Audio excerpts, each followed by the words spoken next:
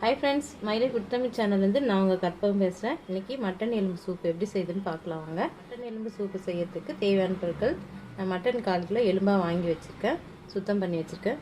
ஒரு தக்காளி, ஒரு வெங்காயம், கொஞ்சம் கருவேப்பிலை, ஒரே ஒரு பச்சை மிளகாய், 1 டேபிள் ஸ்பூன் இஞ்சி பூண்டு விழுது, தேவையான அளவு கல் உப்பு எடுத்து வச்சுருக்கேன், 1/4 ஸ்பூன் சோம்பு, 2 லவங்கம், ஒரு பட்டை, ஒரு பிரிஞ்சி இலை, இது ஒரு ஸ்பூன் மிளகுத்தூள், 1 ஸ்பூன் தனியாத்தூள், 1/4 ஸ்பூன் மஞ்சத்தூள்.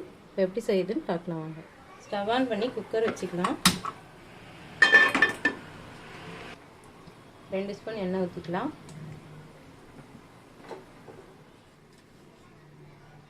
எண்ணெய் காஞ்சிச்சு, நம்ம சோம்பு பட்டைலாம் போட்டுக்கலாம்.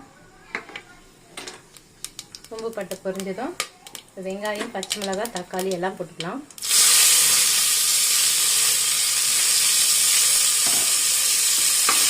வதக்கி விடுங்க கொஞ்சம். வெங்காயம் தக்காளி வதங்கிடுச்சு, இல்லை இஞ்சி பூண்டு பேஸ்ட் போட்டுக்கலாம். இஞ்சி பூண்டு பேஸ்ட்டு பச்சை வாடை போகணும், வச்சு வதக்கி விடுங்க. பூண்டு பச்சை வாடை போயிடுச்சு, நம்ம இந்த எலும்புலாம் போட்டுக்கலாம். எலும்பு போட்டு இதுக்கு தேவையான அளவு மசாலா போட்டுக்கலாம்.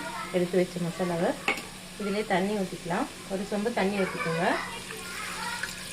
உங்களுக்கு சூப்பு எவ்வளோ வேணுமோ அந்த அளவுக்கு தண்ணி ஊற்றிக்கலாம். நம்ம இதிலே கல் உப்பும் போட்டுக்கலாம். மூடி போட்டு ஒரு 5 விசில் வச்சு எடுத்துக்கலாம். 6 விசில் வந்துடுச்சு, ஸ்டவ் ஆஃப் பண்ணிக்கலாம். ஸ்டீம் போயிடுச்சு, ஓப்பன் பண்ணி பார்க்கலாம்.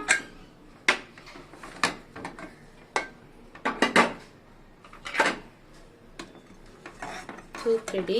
கொத்தமல்லி போட்டு இறக்கிக்கலாம். வேறு பாத்திரத்துக்கு மாற்றிக்கலாம்.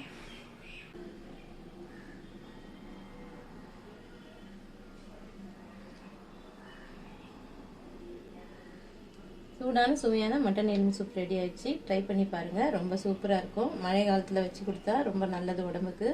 வீடியோ பிடிச்சிருந்தா லைக் பண்ணுங்கள், ஷேர் பண்ணுங்கள், கமெண்ட் பண்ணுங்கள். நம்ம சேனலை சப்ஸ்கிரைப் பண்ணுங்கள்.